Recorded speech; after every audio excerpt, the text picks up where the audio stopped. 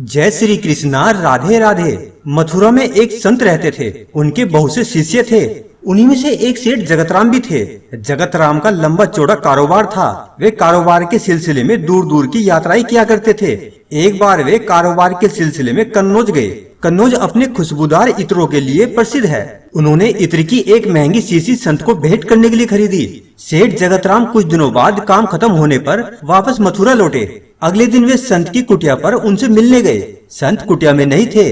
पूछा तो जवाब मिला कि यमुना किनारे गए हैं स्नान ध्यान के लिए। जगतराम घाट की तरफ चल दिए। देखा कि संत घुटने भर पानी में खड़े यमुना नदी में कुछ देख रहे हैं और मुस्कुरा रहे हैं। तेज चाल से वे संत के नजदीक पहुँचे। प्रणाम करके बोले, आपके लिए कन्नौज से इत्र की शीशी लाया हूँ। संत ने कहा, लाओ दो। संत ने तुरंत वह शीशी खोली और सारा इत्र यमुना में डाल दिया और मुस्कुराने लगे। जगतराम यह दृश्य देखकर उदास हो गए और सोचा, एक बार भी इत्र इस्तेमाल नहीं किया, सूंघा भी नहीं और पूरा इत्र यमुना में डाल दिया। वे कुछ न बोले और उदास मन घर वापस लौट गए। कई दिनों बाद जब उनकी उदासी कम हुई तो वे संत की कुटिया में उनके दर्शन के लिए गए। संत कुटिया में अकेले आंखें मूंदे बैठे थे और भजन गुनगुना रहे थे। आहट हुई तो सेठ को द्वार पर देखा।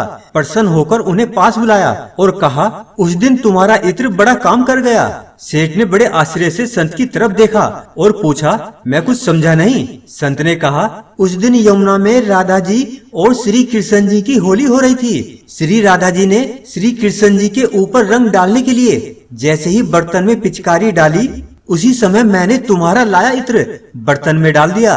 सारा इत्र पिचकारी के रंग के साथ श्री कृष्ण जी के शरीर पर चला गया और भगवान श्री कृष्ण जी इत्र की महक से महकने लगे। तुम्हारे लाए इत्र ने श्री कृष्ण जी और राधा रानी की होली में एक नया रंग भर दिया।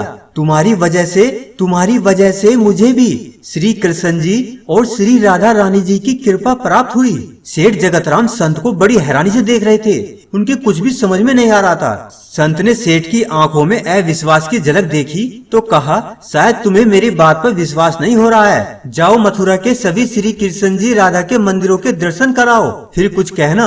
अब सेठ जगतराम मथुरा में स्थित सभी श्री कृष्ण राधा रानी के मंदिरों में गए। उन्हें सभी मंदिरों में श्री राधा कृष्ण जी की मूर्ति से अपने इत्र की महक आती प्रतीत हुई। सेठ जगतराम का इत्र श्री कृष्ण जी और श्री राधा जी ने स्वीकार कर लिया था। वे संत की कुटिया में वापस लौटे और संत के चरणों में गिर पड़े।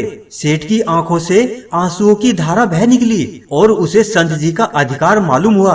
अब संत की आंखें भी प्रभु श्री कृष्ण जी की याद में गीली हो गई। इसलिए सदैव ध्यान रहे कि संत महात्मा भले ही हमारे जैसे दिखते हों, रहते हों, लेकिन वे हर वक्त ईश्वर में मन लगाए रहते हैं। हम जैसों के लिए यह अधिकार तब प्राप्त होगा जब हमारी भक्ति बढ़े, नाम सिमरन बढ़े। जय श्री कृष्णा। राधे राधे।